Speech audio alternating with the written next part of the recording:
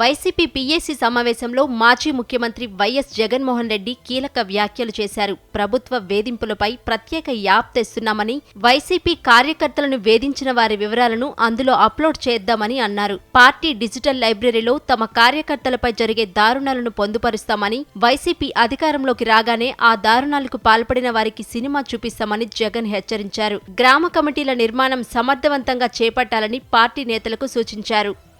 ఒక app release చేయబోతున్నాం. రాష్ట్రంలో ఎక్కడైనా కానీ, ఎవరికైనా కానీ, ఏ అధికారితో అయినా కానీ హరాస్మెంట్కి ఎవడైనా లోన్ అయితే ఆ యాప్లోకి పోయి యాప్ అడిగే క్వశ్చన్, నీకు ఏ రకంగా అన్యాయం జరిగింది అని. ఫలాని అధికారి నన్ను ఫలాని రకంగా, ఫలాని వాడి ఇన్ఫ్లుయెన్స్లో నన్ను అన్యాయంగా నా మీద కేసు పెట్టి నన్ను చిత్రహింస పెట్టినాడు అని చెప్పి ఎవడైనా కూడా యాప్ ద్వారా ఆ అధికారి పేరు దగ్గర నుంచి ఆయనకు జరిగిన ఏ పరిస్థితుల్లో ఆయన ఏ రకంగా ఇబ్బంది పడ్డాడు అనేది ఆయన చెప్పచ్చు. ఆయన దగ్గర ఏదైనా ఆధారాలు ఉంటే ఆ ఆధారాలు కూడా ఆయన అప్లోడ్ చేసే ఫెసిలిటీ కూడా కల్పిస్తూ ఉన్నాం.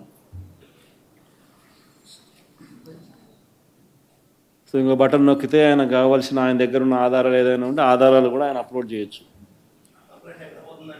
ఆటోమేటిక్లీ ఆ కంప్లైంట్ మన డిజిటల్ లైబ్రరీలోకి వచ్చేస్తుంది.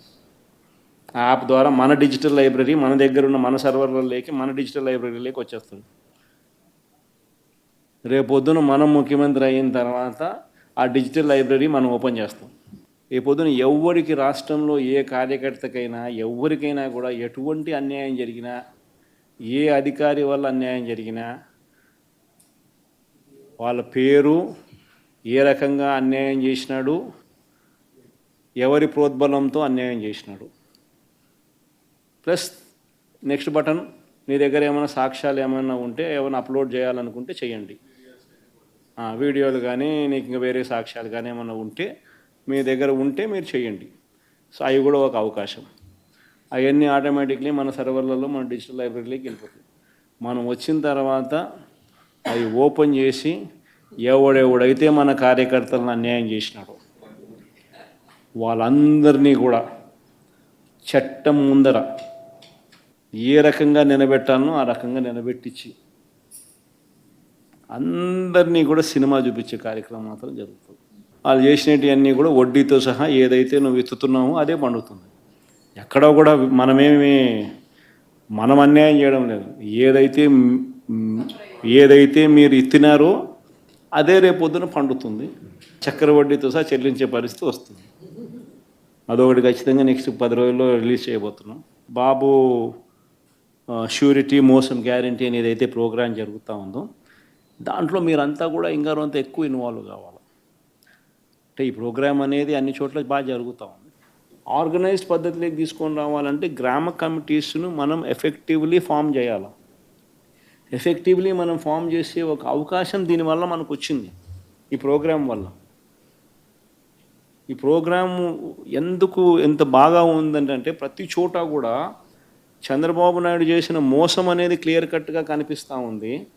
ప్లస్ మోస్ట్ ఇంపార్టెంట్ థింగ్ ఏంటంటే మనల్ని పోగొట్టుకున్నామనేది కూడా ఆటోమేటిక్లీ కార్యకర్తల్లోనూ, శ్రేయోభిలాషుల్లోనూ, ప్రతి గ్రామ స్థాయిలోనూ కూడా అది విపరీతంగా కనిపిస్తుంది. ఇంతకుముందు వైఎస్ఆర్సీపీ ప్రభుత్వం ఉన్నప్పుడు ఇవన్నీ అందుతాన్ని క్రమం తప్పకుండా అందుతాన్న పరిస్థితి నుంచి చంద్రబాబు నాయుడు వచ్చిన తర్వాత ఆ అందుతానేటివన్నీ ప్లేట్ తీసేసినాడు.